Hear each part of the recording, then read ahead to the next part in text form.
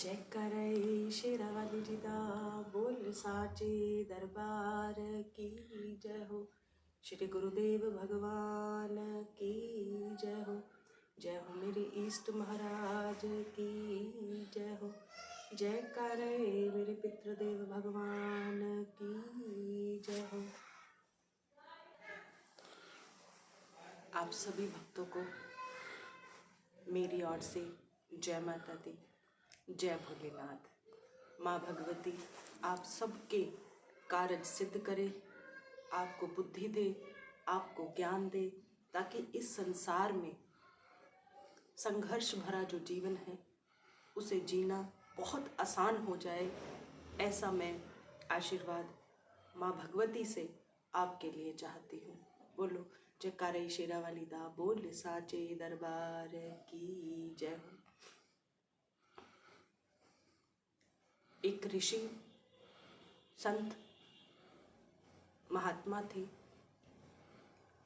जिनके पास अपार ज्ञान था और उनका ज्ञान बहुत दूर दूर तक गांव में फैला हुआ था। वहां जब भी कोई कष्ट आता था तो सभी गांव के वासी उसी संत की कुटिया में चले जाते और उन्हें अपनी समस्या को बताकर उससे उसका समाधान जानते। और क्योंकि वो समाधान बता भी देते थे, जिसके कारण उस समाधान का उपाय करने से उनके कष्ट कम हो जाते थे। संत की बहुत महिमा थी, दूर दूर से लोग वहां आते और उनके उपाय और उनके सुझाव जानते थे। एक दिन उनके साथ कुछ ऐसा हुआ जिसके कारण संत महात्मा बहुत उदास हो गए और कई दिन तक गांव के किसी व्यक्ति को नहीं मिले। हर गांव में हर व्यक्ति के साथ कोई ना कोई छोटी बड़ी समस्या चल ही रही थी, लेकिन गांव के जो संत हैं वो गांव वालों से मिलना नहीं चाहते। गांव वाले बड़े उदास थे कि ऐसा क्यों हो रहा है। तो सबने सोचा कि हम सब जाते हैं और संत के पास जाएंगे, कुटिया में जाएंगे, तभी समस्या का पता चलेगा। जब वो उस संत के पास गए तो उन्होंने क्या देखा कि संत रो रहे थे। रोते हुए संत को देखकर गांव के सभी लोग भयभीत हो गए और उन्होंने कहा कि ये क्या है, आप क्यों रो रहे हो।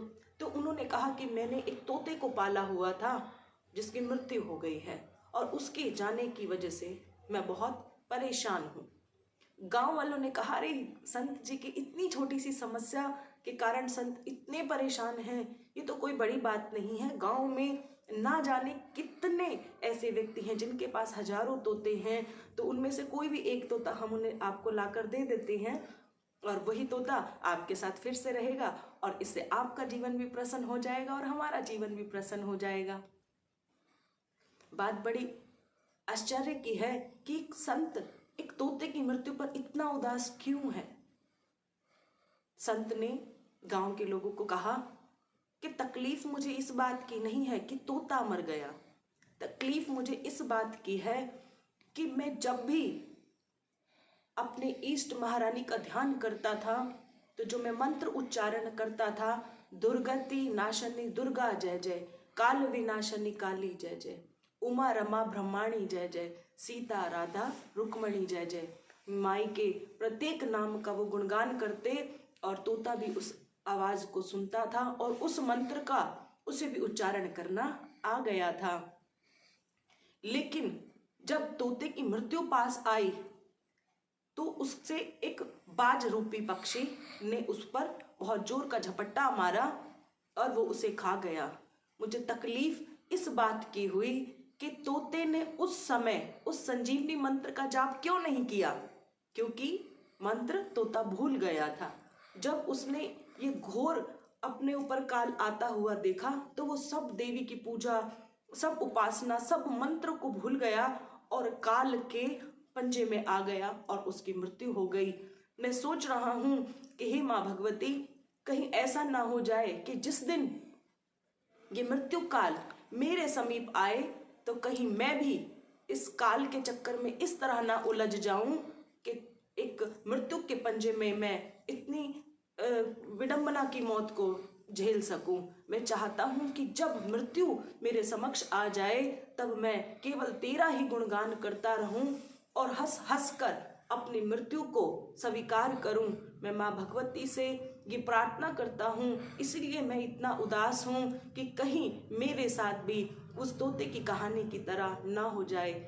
इसको कहने का सार केवल इतना ही है कि संत तब बहुत ज़्यादा दुखी होते हैं जब वो अपने शिष्यों को, अपने बच्चों को जो ज्ञान देते हैं ना, जब उस ज्ञान का वो सदुपयोग नहीं करते, जब कोई उनके जीवन में ऐसा समय आ जाता है जब उनसे कुछ समझ नहीं आता तो वो भगवान का नाम नहीं जपते, वो अपने गुरु दीक्षा मंत्र को नहीं जपते, गुरु की ओर देखते हैं कि वही आएगा और उन्हें बचा लेगा, जबकि ये कार्य नहीं होता।